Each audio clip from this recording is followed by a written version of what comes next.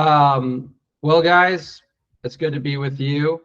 My name is Robert Redmond, and one of the owners here at Redmond Growth. I own the business with my dad. In case you don't know who I am, manage the day-to-day operations, and Tim Redmond, my dad and partner, has kind of moved to the second phase of our business, which is buying and selling companies. I also, and I'm excited to talk about this today from a little bit more experience, but about a year ago, I decided that I didn't want to just like sit back and like teach people how to run and grow like construction and service businesses.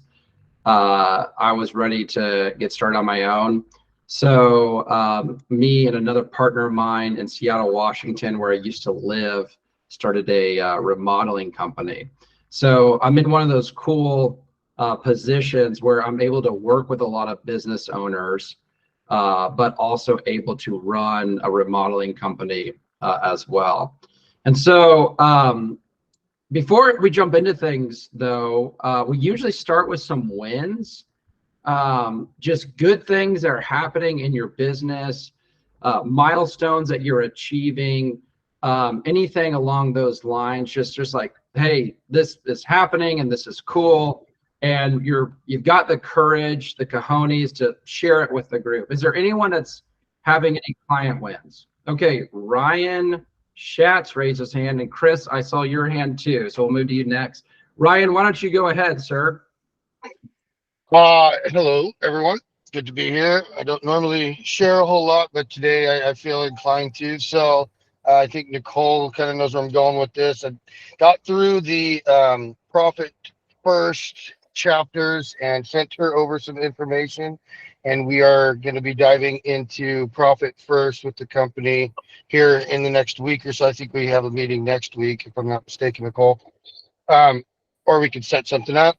And along with the implementing the Profit First, I am meeting with a potential new hire for the estimating sales position for the third time tomorrow, and hopefully we are going to work out the compensation packet, and bring him on board. We've had the phone, the in person, and now we're going to get down to the nitty gritty of it. And this guy just kind of came in and sort of checked all the boxes. I had to pump the brakes a little bit from not shaking his hand over the phone first go round. So, but all in all, very pleased, very happy and excited with this guy and his background.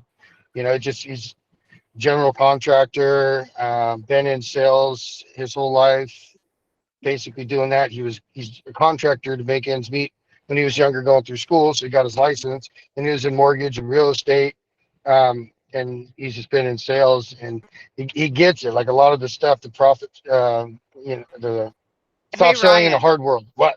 I would love Can you for hear you me? to share why you're needing to hire. What was your revenue last year? Could you share 2023 revenue? The 2023 revenue was 3.4 million, and the year before we just had the comparisons was 2.3. So yes, Wow. Come last year this, on! Wow. yeah. So Ryan Dude, to hire so that he can way continue to that rate of go. growth. It's That is phenomenal. huge. Yeah, And Ryan, it's I been love especially hearing about your Profit First win. For sake of time, I'm wanting to no, move to I'm Chris, done. but I'm telling you, that's one of the most single valuable things, like money wise, cash flow management wise, you will ever do in your life. And I get the pleasure of having watched businesses implement that for the past, 5, 6 years here. Our whole team is Profit First certified, meaning that we've gone through the training and testing Right. from the Profit First organization to implement Profit First into the businesses of contractors. But I get to see this happen over time for companies, and it may start small, it may be simple, but over time that cash grows, and you enter into a state of more financial freedom than you've ever had before. So I love hearing that. Thank you for sharing, man. I really appreciate it. And Chris, I want to hear from you, then we'll jump into the talk this morning. Yeah, I'm a residential remodeler, for those of you who don't know, and we contracted $110,000 of work just yesterday, so that's good. Yeah! Hello. What kind of project is it? It's two projects, actually. One is a large 3-story deck project, and then the other one is a back addition, like add a bedroom and a bathroom and a deck and all that stuff together. Dude, a 3-story deck? Yeah, it's pretty tall. That's what I was thinking. Yeah, that's like a treehouse, man. Like it's really tall. 3-story deck. I want to see a picture because I don't believe it, but yeah. we'll get to that. If I wasn't driving, I'd be able to pull one up. Keep us updated. We definitely want to see that. Congrats, man. Way to go. That's huge. That's huge. Thanks. And Chris, today I hope to benefit your future projects and everyone else's projects and current jobs by sharing the financial super moves for contractors. So I want to go ahead and just jump into things here. Financial super moves for contractors is what we're going to be talking about today. In the email we sent you, we said all sorts of things of, hey, if you want to increase your profits, if you want to stay ahead of the money cycle, if you want to collect on what people owe you, this talk is for you. And what I want to be going over today is really the distinct, we call them super moves, because they're small things that literally anyone can implement today. Like it's one of those immediate things. Anyone can implement this stuff today. And by implementing it, and it doesn't take a lot of time, it's pretty easy to grasp and get a hold of. But by implementing it, every single one of you will have the potential to get the profits that you want, to always stay ahead of the money and never have these highs and lows cash flow months like it's very common for construction and service businesses. And you'll be able to continue to build your wealth and bank accounts as you're growing your business. So I want to get into it here.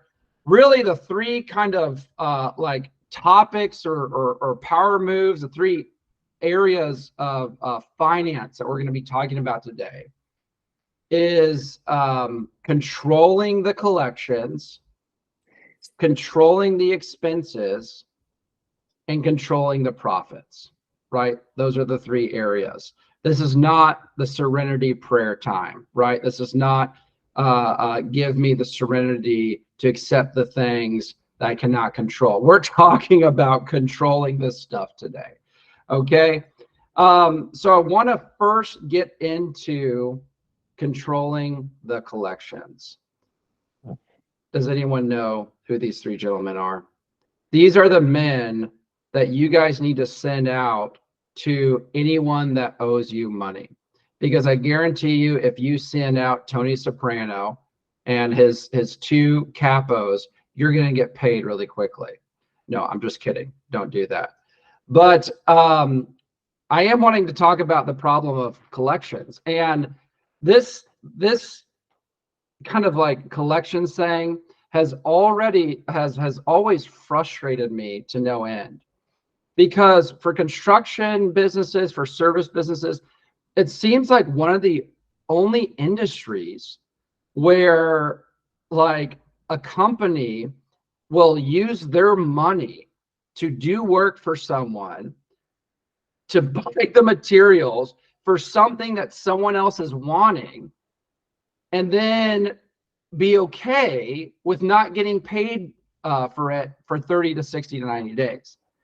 All the while, the owner of the business who is providing a service to a customer, regardless of how big the project is, providing a service to the customer is straining themselves and going through so much stress to do this project that the customer is wanting done, right? It's like construction and service business. It's one of the only industries out there that are okay with this.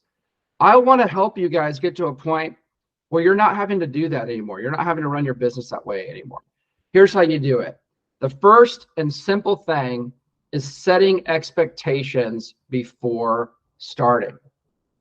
All you want to do is tell a customer up front how the collection cycle works, and your customers will adhere to it. Again, we're talking about controlling the collections. Guys, you are in control of your collections. If you go to a customer before you start and you say, hey, here's how we collect, this percentage is due on this day, then 2, 3, however many weeks into the project, we'll move to the next phase and we'll need to collect this percentage, and then we'll collect the final payment on this day. As long as you're doing that, a customer will adhere to it. And if a customer doesn't adhere to it, move on to the next job. It's not worth it. Let us help you find a new lead that will adhere to it, rather than trying to adhere to the customer's terms, which are beneficial for them, but really put you in a tough financial spot. So like this past weekend, I was actually in Seattle, right? I was meeting with my partner. We were doing our annual planning for a remodeling company. We were solving problems, taking care of issues. And one of the great things about me being there is that I actually got to do like a first walkthrough appointment with the customer.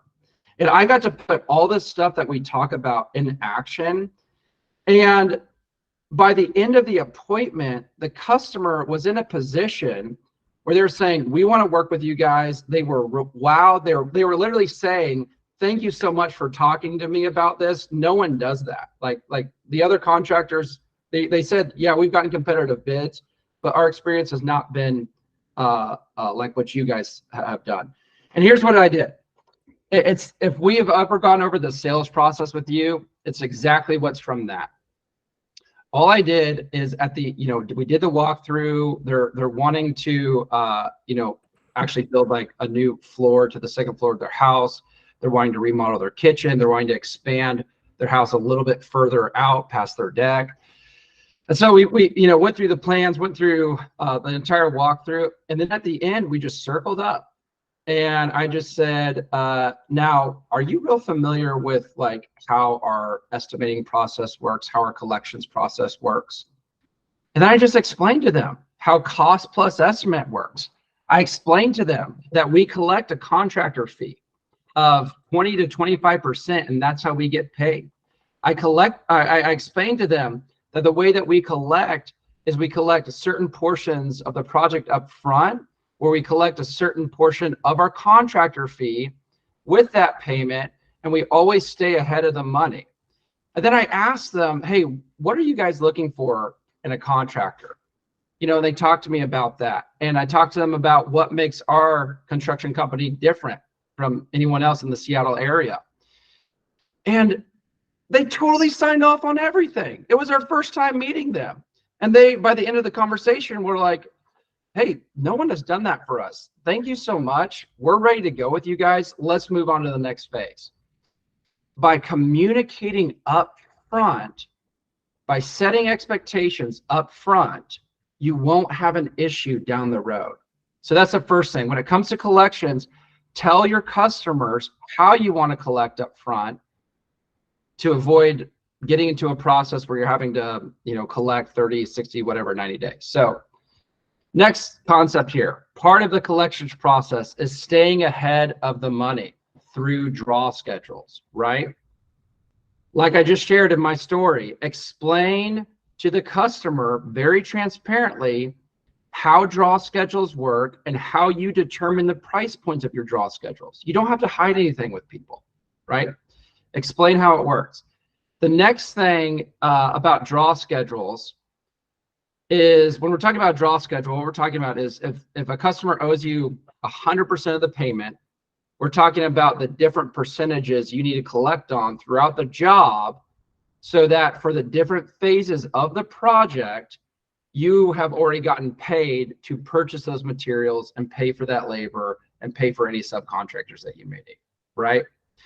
Whenever you're coming up with your draw schedule, it's going to look different for every customer. Let it look different for every customer.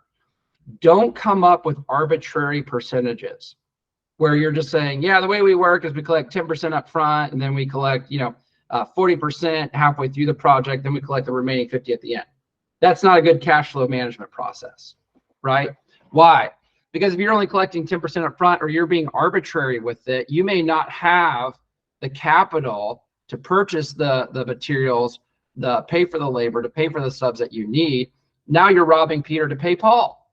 You're taking money from another project to fund the project that you're currently on. Always stay ahead of the money by just determining what percentage you need to collect before the next phase of the project, right? So first thing is set expectations up front. Second thing is stay ahead of the money through draw schedules. Third thing is collect at the time of service. This is real big for my service guys, right?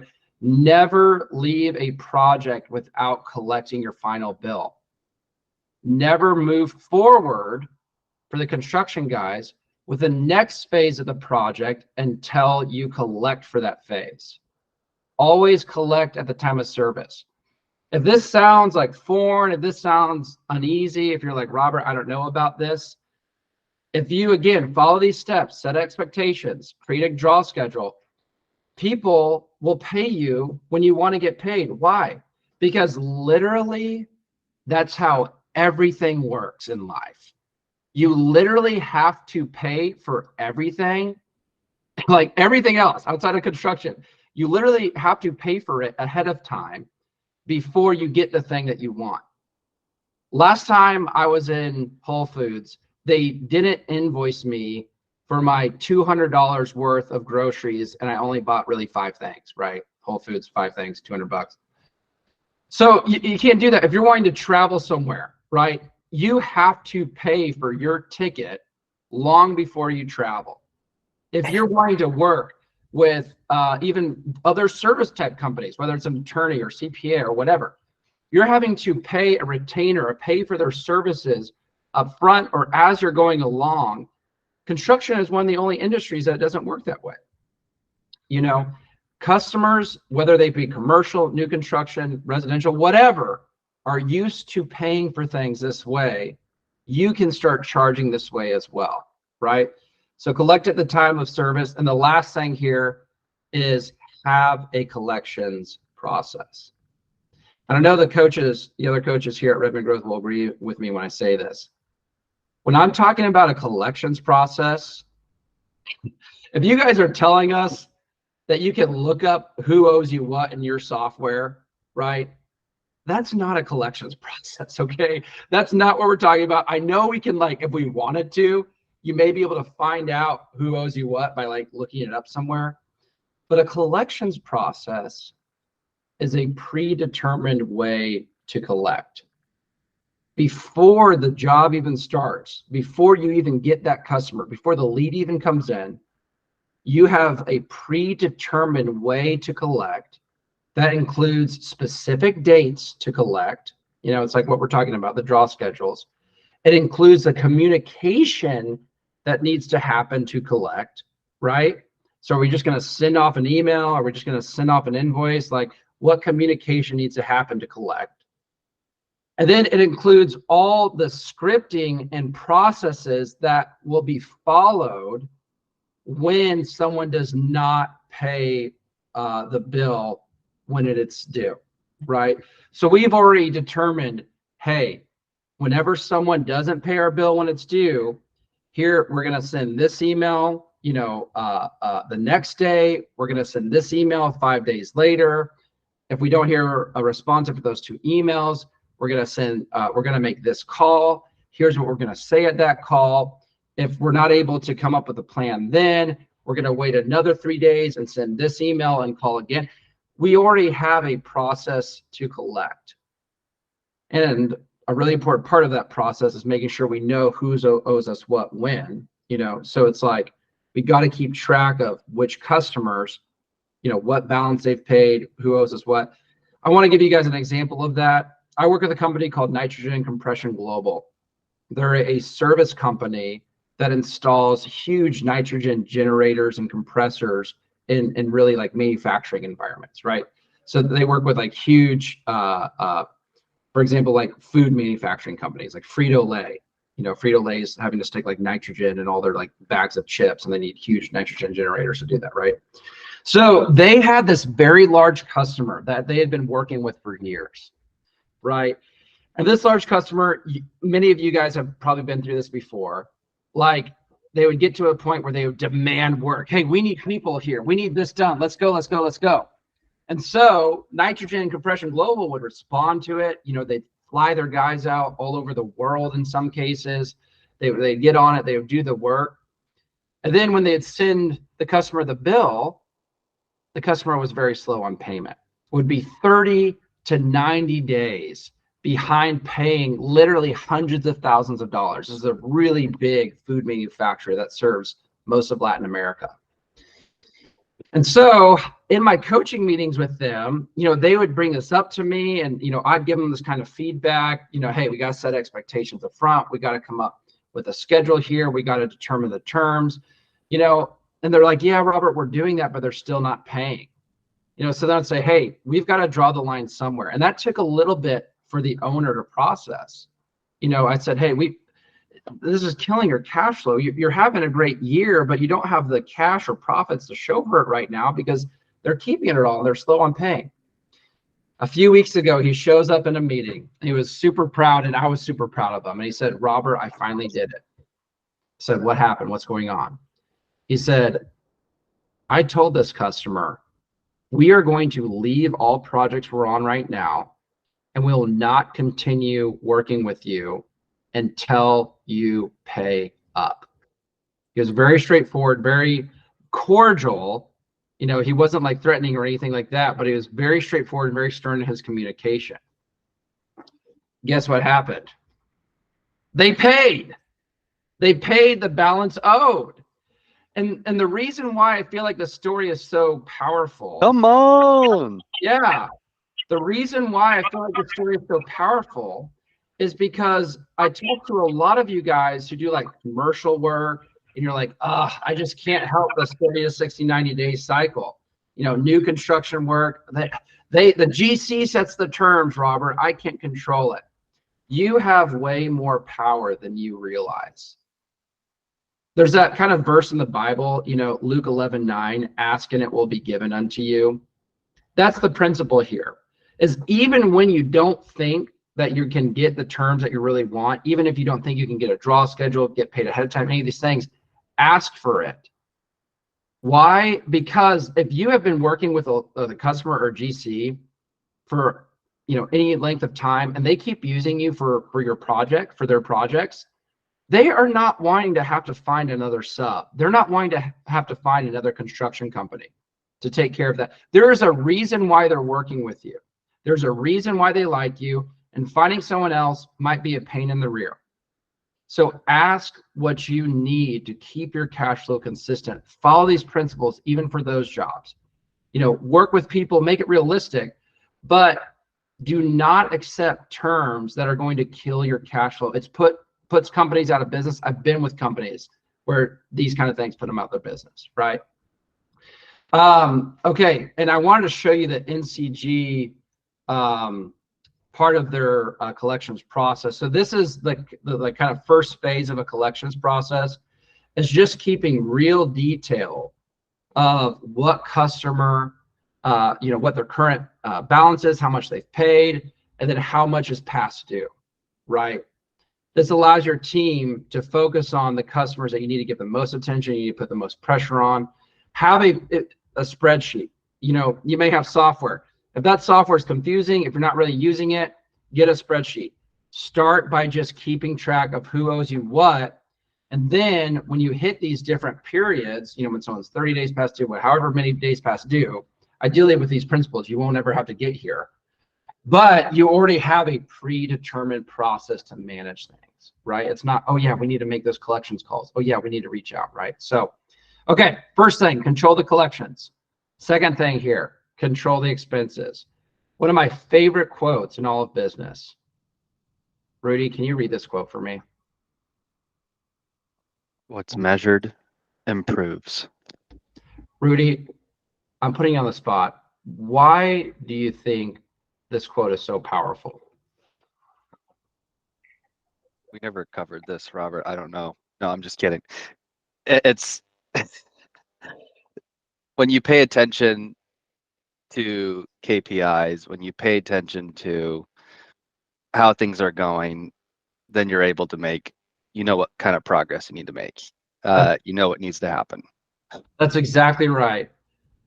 The thing that I love about this quote is that as a manager, as a business owner, it like figures things out for me without me having to like read the next management book or know the best next management story or anything like that.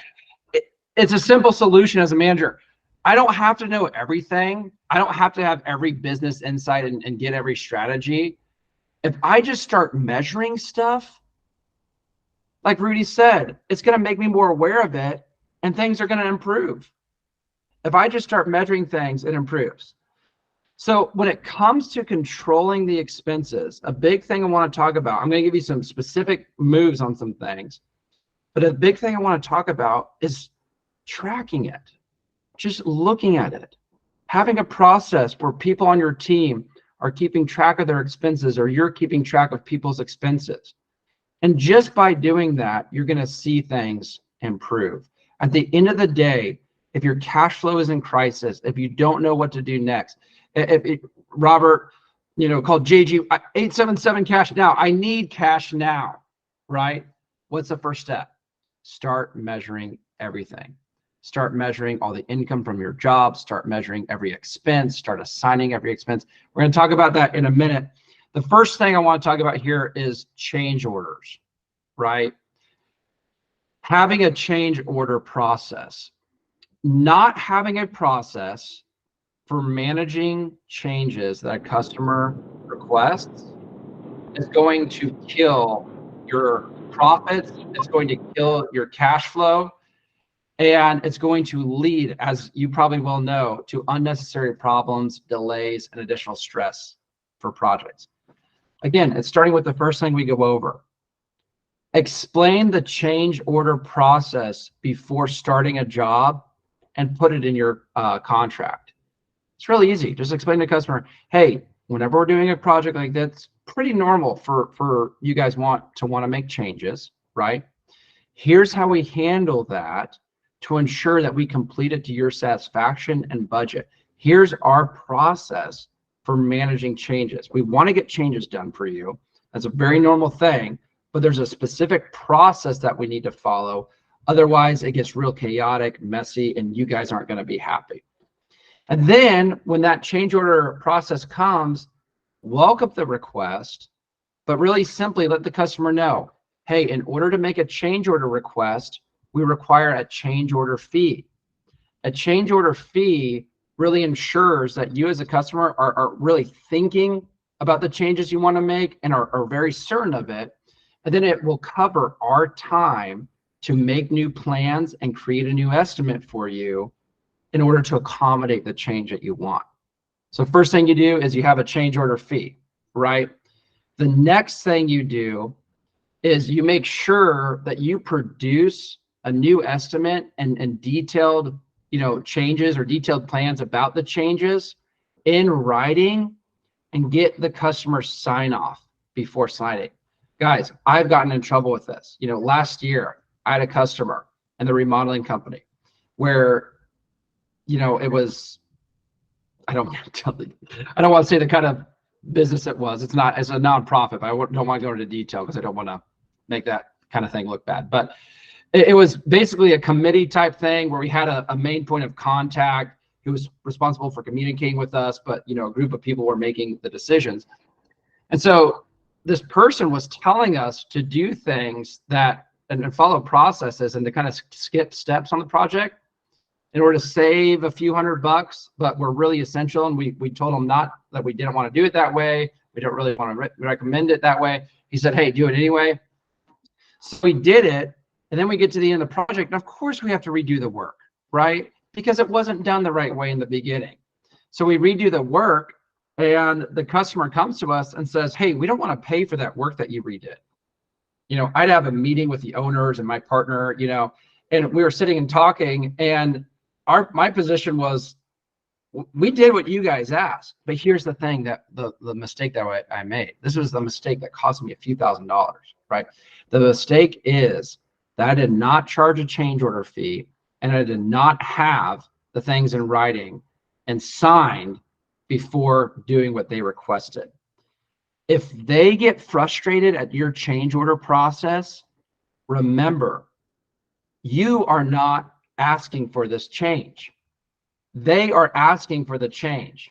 And in order to make sure that change is done to their satisfaction, there's a process that we've got to follow, right?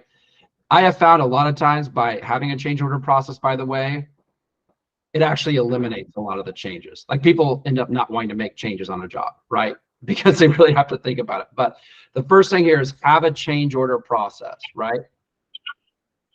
Second thing, service fee for my service guys, okay? Cover your rear.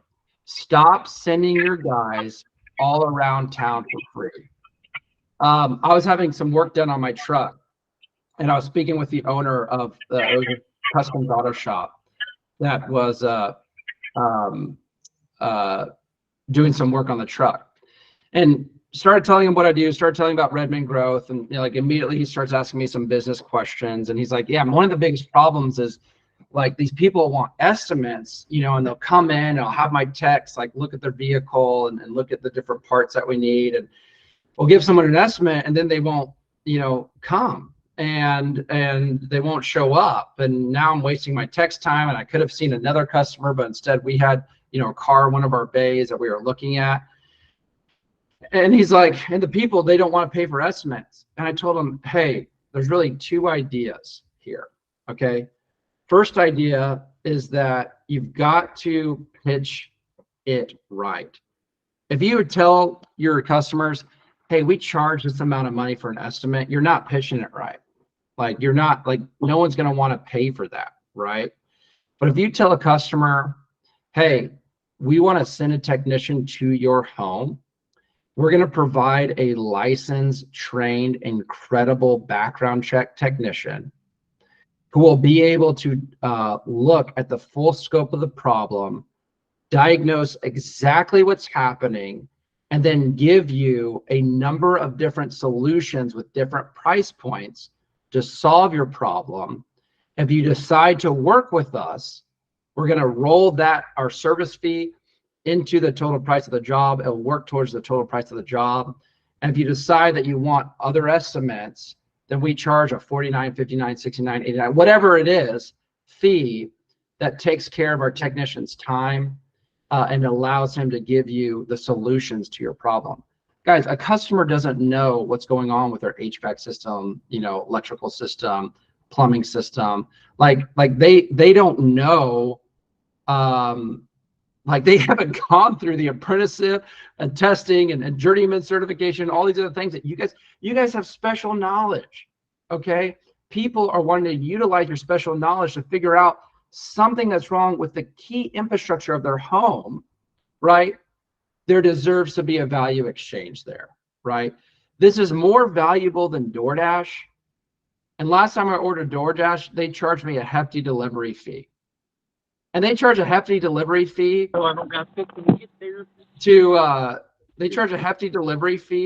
to send someone who like just took a bong hit out to deliver Taco Bell, right? Like if they're charging for that kind of person to deliver Taco Bell to your house, certainly we can charge for a journeyman to travel to someone's home, look at their infrastructure. Thank you for the laughs. I guess it's a new thing. Look at the infrastructure of the home, whatever that is, and then be able to give solutions to the problem. Start charging a service fee, roll into the final price. Well, Robert, I'm afraid I won't book any customers if I do that. That may be a good thing. Not booking in customers. You'll book customers. But the service fee also works as a natural vetting tool in that if someone is complaining about like a $59 service fee that you'll roll into a final price, how do you think that they're going to react when you want to charge a few hundred or over $1,000 to solve a problem, right? They're not going to do it. So by having a service fee, when people say no, you're actually saving your team's time and your money by not sending a technician to someone who wouldn't work with you in the first place, right? Get a service fee. Second thing here, or third thing here is give wiggle room. just stuff comes up, stuff takes longer than you expect, stuff happens. Give at least 5% wiggle room on all your estimates and pricing. If you're like, Robert, how do I put this on an estimate? You can call it, like on our estimates, we call it project management and scheduling fee. You can call it travel and community costs. You can like use a fancy word like adventitious expenses. If you like look that up, that means like unexpected expenses, right? Call it whatever you want, but give yourself some wiggle room, and then just be transparent and explain to the customer, hey, this 5% covers us for unforeseen expenses and challenges. It always arises on a project, and it protects us to make sure that if anything comes up that we don't expect, that we can make sure we take care of that for you as well, and we're not trying to minimize those unexpected issues. So estimate wiggle room, and then back to what we were talking about earlier, change your culture by tracking your expenses. Service businesses can do this. Construction businesses can do this. And here's the big thing I want to say. Most of you would never have money problems again if you did this. Literally. If you started just tracking your expenses, most of you would never have problems again, because it goes back to the Peter Drucker quote. If we measure that stuff, it's going to improve. Real quick story about a client that I've been working with for about 4 or 5 years, Eklund Heat and Air, right? As it relates to tracking expenses. By the way, Eklund Heat and Air, this is me with Eklund Heat and Air at a pheasant hunt recently. They took me on a pheasant hunt. They paid for it. It was an awesome experience. I'm into hunting. If any of you guys want to take me on a hunting trip, I'll accept, right? But no, this is the team at Eklund Heat and Air. So it's Will and Kim. Those are the owners. And then Bill here, he leads like the install and like new construction division. He was hunting pheasant with a bow. Like, I'd never seen, if you don't know about hunting, like trying to shoot a bird that's flying with a recurve bow is like extremely difficult. He actually didn't get anything, but he got so extremely close. One of the arrows hit the feathers off the pheasant's back. Anyway, it was a great trip. But the story about them as it relates to expenses is they had been in business for 10 years and they were constantly in debt, right? Would go into debt in the winter, would get out in the summer when it was busy, and would go into that cycle, for years and years and years. Got to a point where we were able to get Will and Kim out of the field, right? So it freed his time up a little bit. And then we started tracking. The first thing that we did is we began tracking his commercial jobs, right? He began tracking the total price per hour of his guys, how much his guys are costing him. They began tracking all the different expenses. We began seeing, okay, if we have the job income and this is the job total cost, what's our net profit's going to be? We were able to determine their net profit instead of gross profit because we added the percentage of average overhead expenses that they have to this formula. And on every job, he began tracking all of the expenses and his profit on every job, right? He even started doing that for his service guys. He would track how much each service guy is bringing in every day, how much they're spending on materials for the week, how much it cost him in labor, how much he had to pay in bonuses, and what his gross profits are. Just by doing these two things, I actually asked Will if he could be here today to talk about it. He unfortunately is delivering equipment. But I was meeting with him yesterday, and he was talking to me about how this is the best thing that he's ever done being in 10 years of business. It's allowed him to become profitable. It's gotten him out of that debt cycle. They're not in debt anymore. They were in debt for 10 years. He's gotten better efficiency for his services guys. He knows what his service guys are doing and how long they're taking and what they're producing every day. He's able to prioritize profitable job. He was able to talk to Bill, that guy with a bow and arrow, about focusing more on inventory management and not buying new materials when they actually had it in their warehouse somewhere. They got their warehouse organized. Like, all this awesome stuff happened. And I didn't coach him on all that stuff. I mean, some of the stuff we talked about, it happened just because he got a system for tracking his expenses, right? Last thing I want to talk about here today is controlling the profits, right?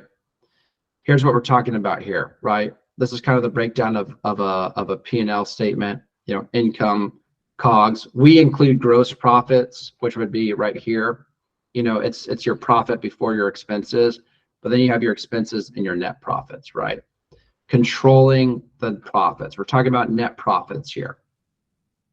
First thing here is this: have a clear profit target.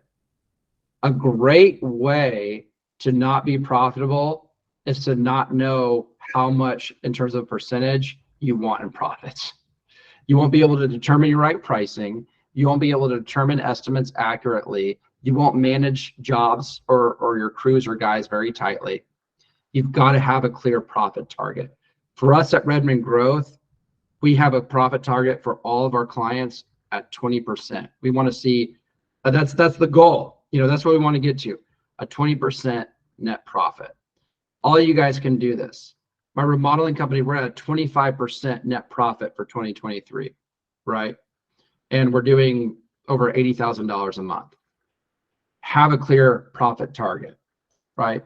Second thing here, when we're talking about the cost of goods sold, this stuff right here, never allow your material, your labor, and subs, never allow it to be more than 70%. If it's more than 70%, there could be a few things that are happening. Your coach can work with you on that. You might be spending too much on labor. It could be an efficiency issue. Your pricing may not be correct. You could be buying materials when you don't need to be buying materials. There could be a number of things going on there. But just know, if you took away anything for today, take away this. Never let your materials, your labor, and your subs be more than 70%. Your goal should be keeping all those things at 60%, right? Never let it be more than 70. Keep a goal of 60%. Next thing, include profits every time you collect. When I was talking about earlier about controlling the collections, and we're talking about a draw schedule, include a portion of your profits on every time you draw money, every time you collect. Why? Because we're not wanting to collect and then immediately spend all the money and go back to zero on that project before we can collect again. Give yourself cushion. Don't wait to the final payment to collect all your profits, right? Control when you're getting your profits. This is kind of another short story about Power Builders. This is the construction company in Seattle. Like, we ran into the same thing last year. We stayed profitable every month, but we'd have months where we were like really profitable, followed by months where it was like slim margins. How did we fix that? We fixed it by every time we collect on our draw schedule, we collect a portion of our profits and we let the customer know this up front. And then there is some times where price is the problem. We kind of mentioned that earlier. If you are like, hey, my expenses are low, I'm running at peak efficiency, like good things are happening. I know that I'm doing everything right in terms of offering my service and managing my team. I'm still not getting the profits I want. All it may be is a price problem. You could just be priced too low. If you're nervous to increase your price, we've got a lot of talks on that. Your coaches are well informed on how to do that. But even Redmond Growth, we ran into this recently. We had never done a price increase of any kind in our entire history of doing business. At the end of last year, my dad and I were meeting. We're doing our annual planning, reviewing stuff, and we found that, you know, inflation, everything that happened in 2020, the rise of materials hit our business too. And we sent some of you, maybe not all of you got this, but we sent our clients an email that says, hey, we have to do a marginal increase of 6%. Why? Because we knew that we reviewed our expenses, we cut everything that we could, and we still weren't quite at the profit margin that we want to be at. So we had to do a marginal increase because sometimes price change, things fluctuate. You know, you guys have all experienced that in construction, especially over the last 3.5 years here, right? So sometimes price is the problem. So, okay, we went over quite a bit here. And what I want to kind of do now, oh, last thing, practice profit first. At the beginning, we were already talking about that. Practice profit first. That's going to be one of the best things. It's going to keep you in control of your profits. Our team is certified. We can get that implemented in your business. If you haven't started implementing that yet, there may be a reason for it. You know, typically there's other stuff at Redmond Growth we want to get set up first. That's like most important before getting into profit first. But ask your coach about it. You know, if you want more trainings or materials outside of this, we can provide that for you as well. So practice profit first. Okay, I want to get into some discussion questions. You know, rather than getting in breakout rooms today, I kind of just want to start by opening up the floor, hearing from you guys. I think what we are finding here at Redmond Growth, like just real transparently, is that there's a lot of value from our clients hearing from other clients. You know, there's a lot of value in people learning from what other people are doing out there in the field. So I kind of want to just start with some discussion questions here. Open floor, anyone can share, or if anyone like needs help solving that, it's completely open. But first thing, I want to find out from some of you guys, how do you collect your cash right now? What are some of your guys' like rules and policies for collections? Does anyone want to share? And if the coaches can help me like find people or call on people, I can't see everybody. Yeah, I see Chris has got his hand up. Okay, Chris. Yeah, so the best decision we ever did in the life of our company, I always was hesitant about taking people's money up front and everything. We basically said if it's a job 15,000 or below, 50% up front. Like $15,000 and below, 50% up front, no matter what the job is. And that obviously alleviated a lot of problems. And then we go into a draw structure of a minimum of 25% up front, anything above 15,000. And then it's based on performance or weekly, because, you know, most jobs take a week or 2 or 3 or 4 weeks or whatever. And we'll do, you know, 25% each week. And the absolutely best decision we ever did, that 50% upfront for all jobs below 15,000, and then the draw structure with a 25% deposit for everything else. Chris, I love you, man, even though I don't know you. And the reason why I say that is because that is something I completely agree with that I actually did not cover. That's like a finer point I did not cover. Draw schedules may not make sense for every single job if you're having like a 2, 3, like 5-day project, right? You're not like, we're going to collect on day 1, and then on day 3, we're going to collect, and then on day 5, we're going to collect.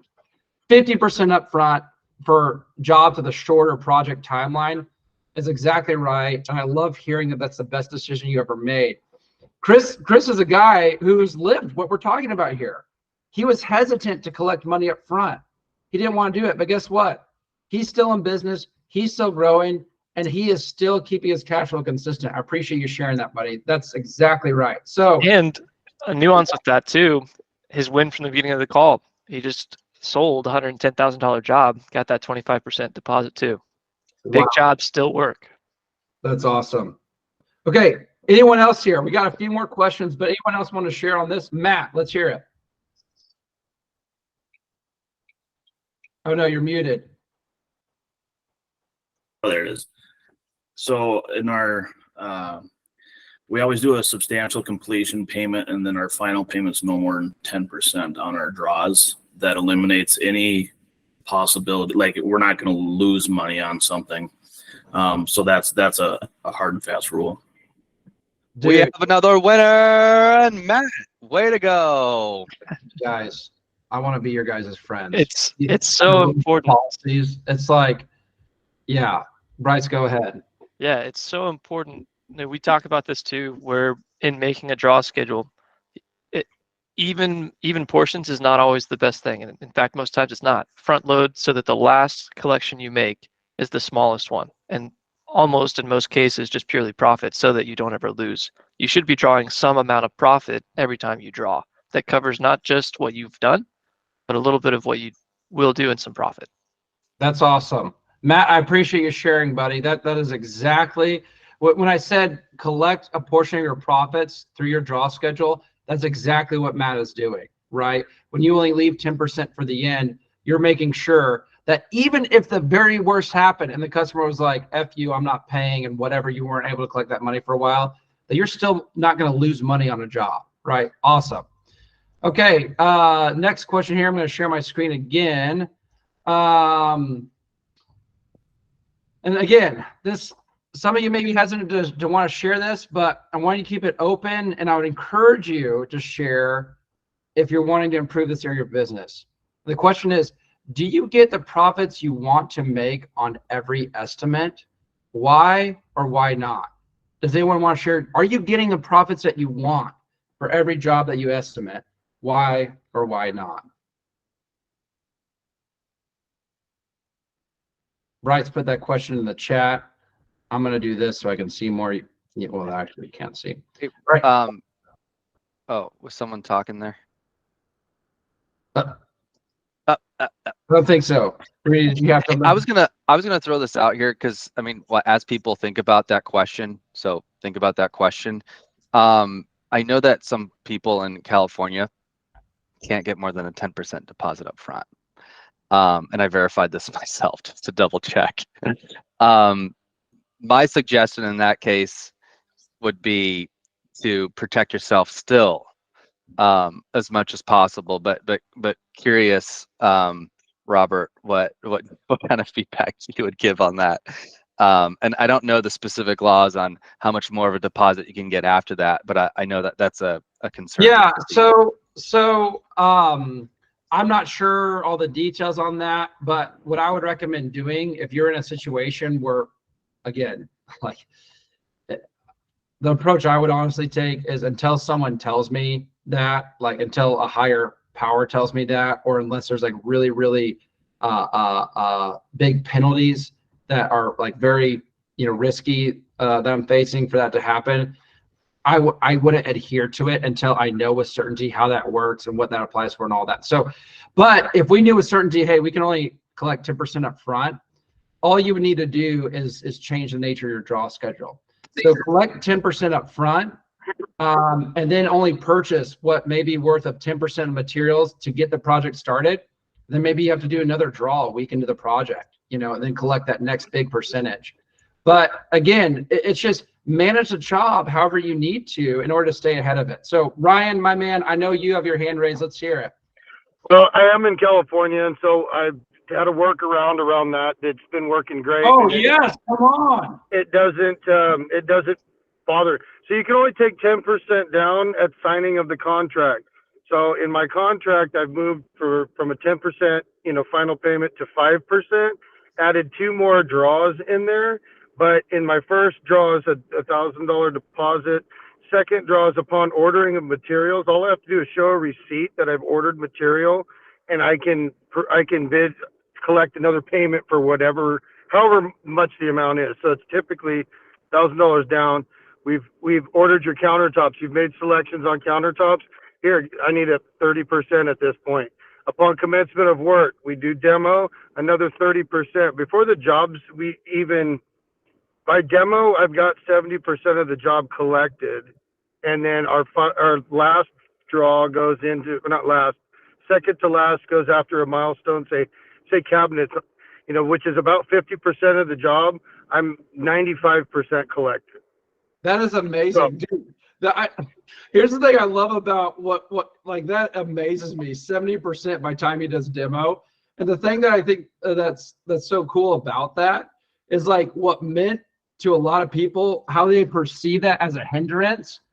Ryan was just like, oh, I could actually, by like adhering to this rule, like actually like make a better draw schedule. So I'm like, when I'm installing like countertops and cabinetry and all these other things, like I've almost been paid for the entire job when there's still, quite a bit more work to be done afterwards. So, dude, I appreciate. Last year, when working with you guys, smaller draws, more frequent, get more money up front. Before I was doing the same thing, $1,000 down, I'd be 20 grand into the project before I collected anything more than $1,000. Now I'm 75, 80% paid by the time I start. So, awesome. Yeah. Well, hey, Chris, Matt, Ryan, I appreciate you guys sharing and the fact that you're living these principles so that our other clients can hear it. is so big. And you guys are doing it right. They're living it. You can absolutely do it. These guys are living examples of what I've been talking about here today. So it works. I want to respect everyone's time, though. So I want to go ahead and wrap up today. I appreciate you guys being here. Again, we'll have this group call recorded. If you do want a copy of it, we'll even have a video of it. If you want to see the presentation again, just ask your coach for the recording. And we're going to end today's session like we always end. Growth on 3. I'm going to count down 3, 2, 1. All together, we're going to say growth. Yes, I always saw Ryan. He unmuted his microphone. Cody, unmute your microphone. We can unmute our microphones. Let's do it, okay? 3, 2, 1. Growth! There you go. I appreciate it, guys. Have a great rest of the week.